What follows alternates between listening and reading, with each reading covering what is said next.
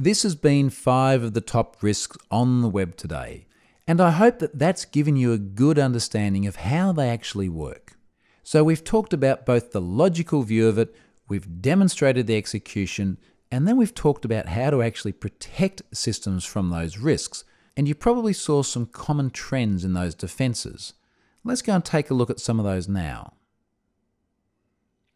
One of the most important things that should have come across, and it should be evident by the fact that we looked at 4 mitigations for every single risk, is this whole concept of defense in depth. Not having single points of failure, having layer upon layer of security, so that no one single thing can go wrong. A whole bunch of stuff has to go wrong in order for the attacker to be successful in their objective. SQL injection was a good example.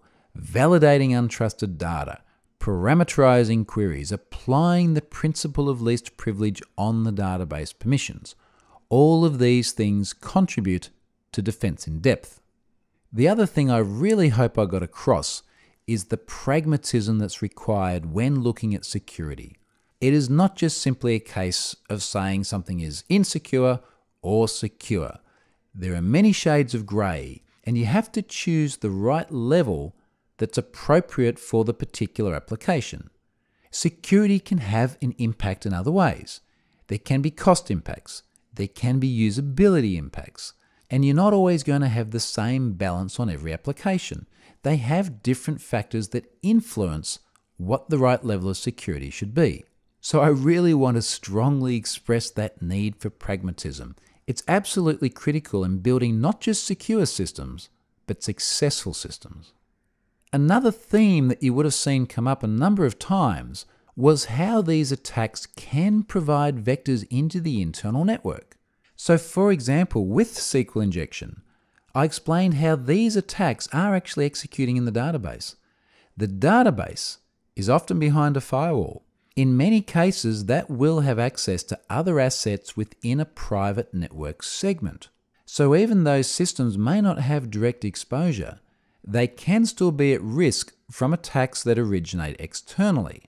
Another good example of where we need to be cautious in the internal network was with transport layer security. So I mentioned that HTTPS is very frequently missing behind the firewall, and that is a real problem.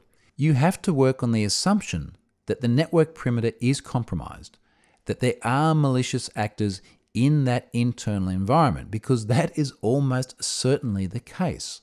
It's the unfortunate reality of running information systems today.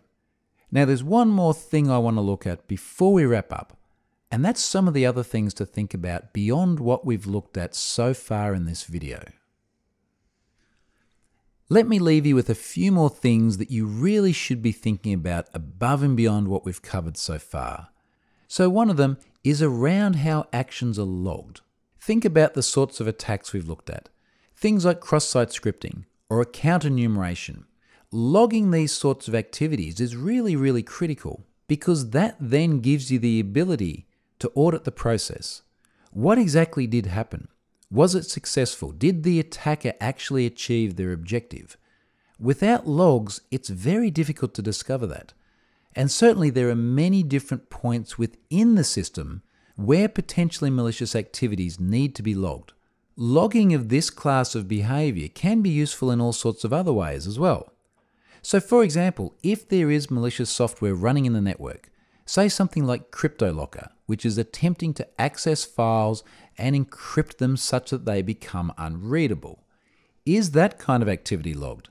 And indeed, if that kind of activity is occurring, how does someone actually find out about it? That's a pretty important thing to think about. Another one to consider, and this is particularly prevalent in enterprise environments, is the practical application of access controls. And what I mean by that is to consider what sort of visibility you have into who actually has access to what. Now that may sound like a pretty fundamental thing, but particularly in environments where people get put within groups, in other groups, in other groups, in many different groups, it's very easy to lose visibility into who can actually access which resources. The traceability on those sorts of access controls are often very poor, so you really want to consider how confident you are that you can actually see who has those rights. Inevitably, when looking at things like access rights, one of the problems is people having too many of them. It's extremely common to see very excessive access rights because, hey, that makes things easy. Give the person as much as you possibly can, and that is going to solve the problem of selectively granting them to just what they need. The security implications of that are obvious. It's not necessarily to say that individuals are going to access resources with malicious intent, because you also have to cater for the risk that the individual's machine is compromised and malicious software is running under their identity. This actually comes back to principle of least permission again. I mentioned that in the SQL injection module. Making sure that each unit in a system, including the humans, has access to only what they need in order to perform their function. The other thing with all these permissions is who's actually reviewing it. So who's actually making sure that the right people do have access to the right resources? Now, clearly that is also linked pretty closely to visibility. But one of the challenges here is that entitlements are often a factor of the business domain as well. So who in the organization actually knows what the appropriate access rights should be for each of the resources they're responsible for? That sounds like a pretty fundamental question, but often it hasn't carefully been thought through. And finally, the prioritization of security efforts. This comes back again to pragmatism. How are you going to choose the right things to focus on such that the most impactful ones are done first? And clearly some of the other bullet points here will help you determine that as well, particularly once you have visibility into things like excessive access rights. Certainly, one of the things that I'd be focusing on there is what sort of sensitive data do people have access to? What's going to have the biggest impact if that data is misused, either consciously or via a malicious actor under the victim's identity? These all just go to show that there is far more to security than what we can cover in just 5 top risks that are seen on the web today. It's a much more complex domain than that, and these points give you just a sense of some of the other things that you may need to be focusing on.